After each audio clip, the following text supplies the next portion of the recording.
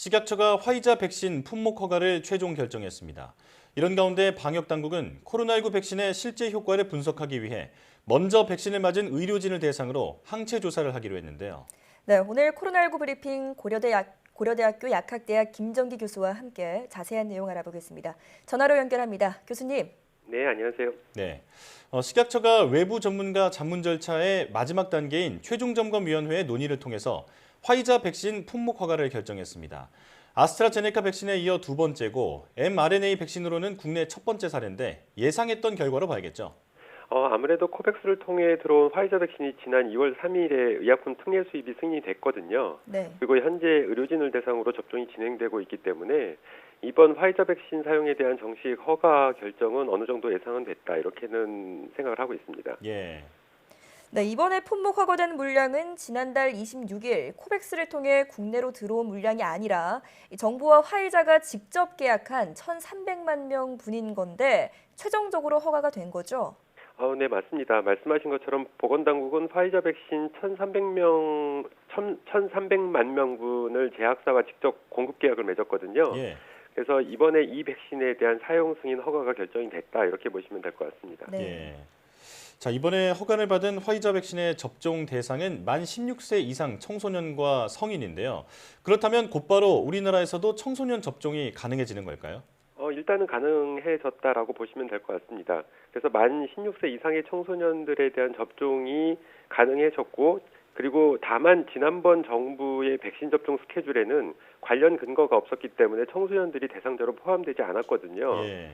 아무래도 정부에서 논의를 거쳐서 적절한 시점에 만 16세 이상의 청소년들이 우선 접종 대상자로 포함이 되지 않을까 생각을 하는데 만 16세면 고2, 고3 학생들이 해당될 걸로 생각이 되거든요. 예. 아무래도 고3 학생들 같은 경우에는 현재 매일 등교를 하고 있기 때문에 더군다나 이제 연말에는 수능이 있기 때문에 이 학생들을 대상으로 우선 접종 대상자로 포함을 시키지 않을까 이렇게 생각을 하고 있습니다. 예. 네, 이번에는 적절한 시점에 청소년들이 우선 접종 대상자로 포함됐다라고 말씀을 주셨는데 코백스로부터 상반기에 도입될 아스트라제네카 백신 공급 일정도 확정됐습니다. 5월까지 총 105만 명분을 들여오겠다는 건데요.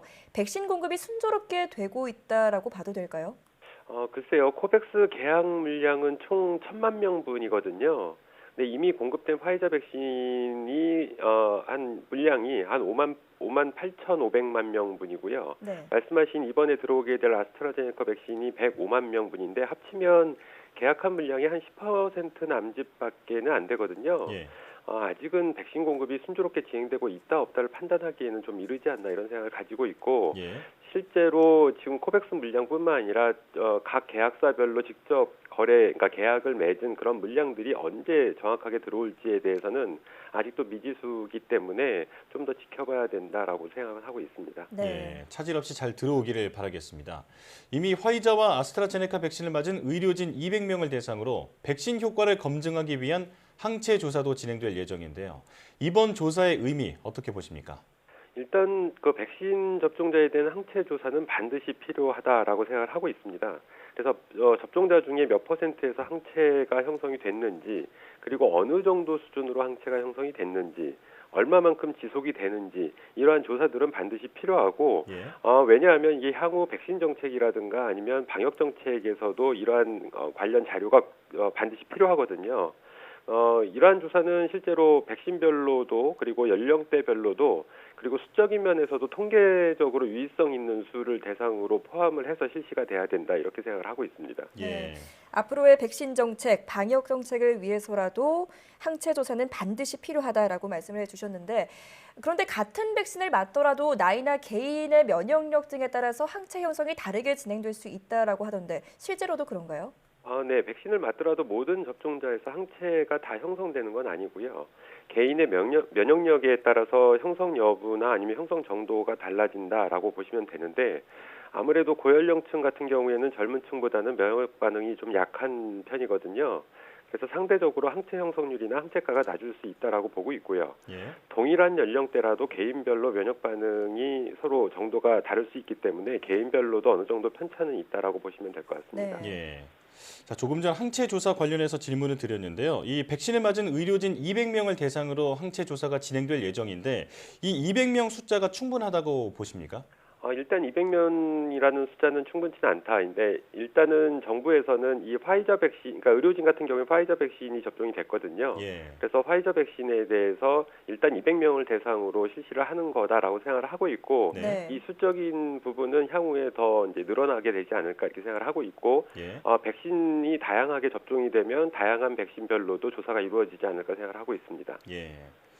자, 이제 백신 접종 후 사망 사례에 대한 이야기도 나눠보겠습니다. 사망자 연령이 일단 20대부터 60대까지 다양하지만 모두 기저질환이 있었던 것으로 밝혀졌습니다. 자, 그렇다면 기저질환자가 백신을 접종할 때 특별히 주의할 점은 어떤 게 있을까요? 일단은 백신 접종과 사망 사례의 인과관계는 아직 명확하게 결론이 난 게 아니라서요. 역학조사 진행 중이기 때문에 이 부분은 향후에 좀 역학조사 결과를 좀 지켜봐야 된다라는 생각은 가지고 있고 예. 일단은 말씀하신 것처럼 사망 사례, 인과성 여부를 떠나서 사망 사례가 발생한 연령대가 다양하고 모두 기저질환이 있거든요. 예. 아무래도 기저질환이 있으면 백신 접종을 받게 됐을 때 체내에서 급격하게 면역 반응이 일어납니다. 그러면 이 기저질환이 실제로 중증의 기저질환을 가지고 계신 분들 같은 경우에는 좀 기저질환을 좀 더 악화시킬 수도 있다라고는 네. 보고 있습니다.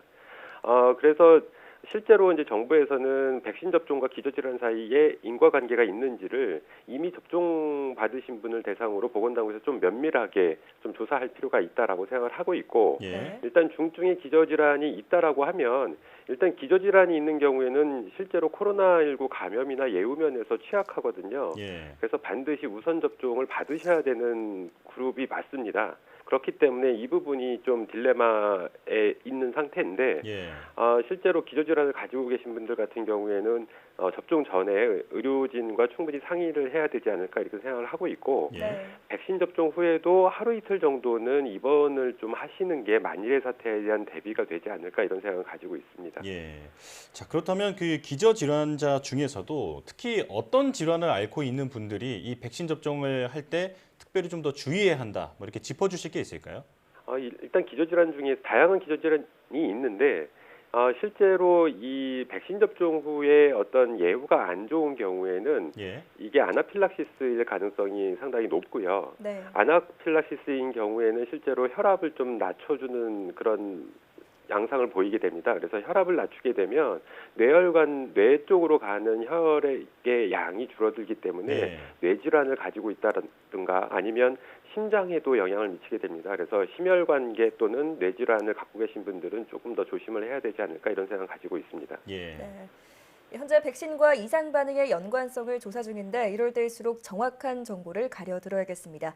지금까지 고려대학교 약학대학 김정기 교수와 함께했습니다. 교수님 고맙습니다. 네, 감사합니다.